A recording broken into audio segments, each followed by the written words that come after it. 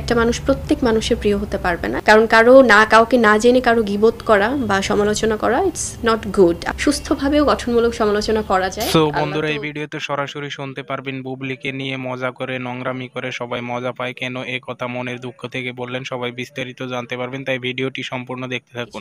বিচারক এই নোংরা প্র্যাকটিসগুলো বন্ধ হওয়া উচিত। দারোয়ান কাজের লোক এদেরকে ফেসবুক পেজ খুলে দেওয়া হচ্ছে, আমাকে নিয়ে যেন ভিউ ভাইরাল করে নেগেটিভিটি বা কোনো একটা মিথ্যা কথা বলে। একটা ছোট নিষ্পাপ বাচ্চাকে নিয়েও অনেক সময় নোংরামি করা হচ্ছে। কুরুচিপূর্ণ ব্যাপারগুলো খুব নোংরা, সো এগুলো বন্ধ হওয়া উচিত।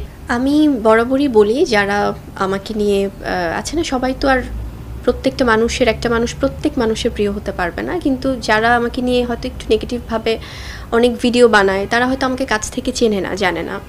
হয়তো তারা আমাকে যদি কাছ থেকে দেখতো, তাদের হয়তো ধারণাটা ডিফারেন্ট হতো। তারা তাদের মতো করে কল্পনার জগতে থাকে, এবং এটা কিন্তু সবাই করে না, এটা কিছু গ্রুপ করে, এবং এই গ্রুপগুলো সবসময় এটা তাদের একটা প্র্যাকটিস করার।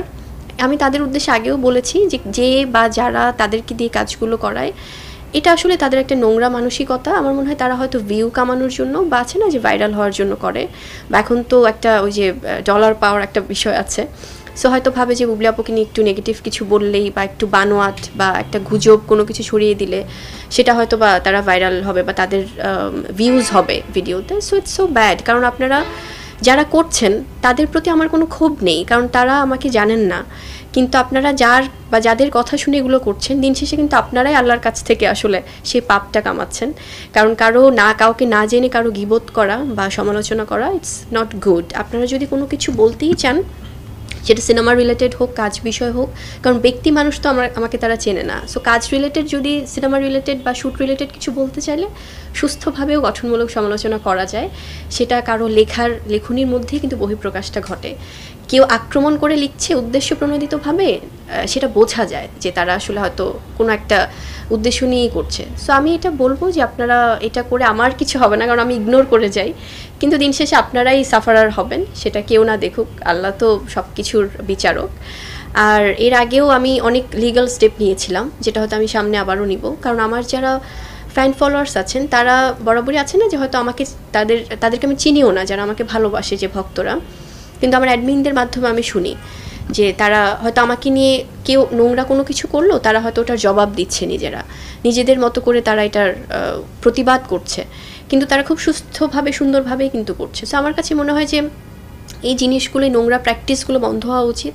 এটা বাইরের কোথাও নেই, এটা শুধুমাত্র আমাদের, এবং ইন্ডাস্ট্রিতে কখনোই এভাবে ছিল না। লাস্ট কয়েক বছর এটা খুব, কারণ আমি এমনও শুনেছি যে কারো অ্যাসিস্ট্যান্ট, কারো ড্রাইভার বা কারো দারোয়ান, কাজের লোক এদেরকে ফেসবুক পেজ খুলে দেওয়া হচ্ছে, আমাকে নিয়ে যেন ওভাবে তারা ভিউ ভাইরাল করে নেগেটিভিটি বা কোনো একটা মিথ্যা কথা বলে।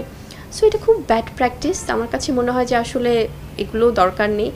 কারণ আপনি বললেন না ভাইয়া যে হয়তো আমি কোনো একটা ড্রেস পরছি রেড কালারের, এটা কেন রেড পরলাম, অন্য অনেকেই তো রেড পরছে। বা আমি হয়তো আমার বাচ্চাকে নিয়ে কোনো একটা, কারণ সেই জাতকে ভালোবেসে তো হয়তো অনেকেই অনেক সময় রিকোয়েস্ট করে, দেখতে চায় আপনারা এত আদর করেন ওকে, হয়তো আমি মা হিসেবে ওর অনেক মেমোরি শেয়ার করছি। একটা ছোট নিষ্পাপ বাচ্চাকে নিয়েও অনেক সময় নোংরামি করা হচ্ছে, বা এরকম অনেক বাজেভাবে তারা নিজেদেরকে আলোচনা আনার জন্য আমাকে বা আমার সন্তানকে ব্যবহার করে অনেক নোংরাভাবে লিখছে, পোস্ট করছে। তো একজন মা হিসেবে একজন সন্তানের আদরকে যদি কেউ আদিক্ষেতা বা অন্য নোংরা ভাষাগুলো ইউজ করে, যে বানানগুলোও ভুল থাকে, সো আমার মনে হয় যে এই শিক্ষাগত ব্যাপার, এই রুচি বা কুরুচিপূর্ণ ব্যাপারগুলো খুব নোংরা। সো এগুলো বন্ধ হওয়া উচিত। আমার মনে হয় যে পজিটিভিটি বা ইতিবাচকতা, মানুষকে সম্মান করা, মানুষকে ভালোবাসা, সুন্দরভাবে সব কিছু দেখা, এই সব কিছুই আসলে একটা সুন্দর মনের পরিচয় দেয়।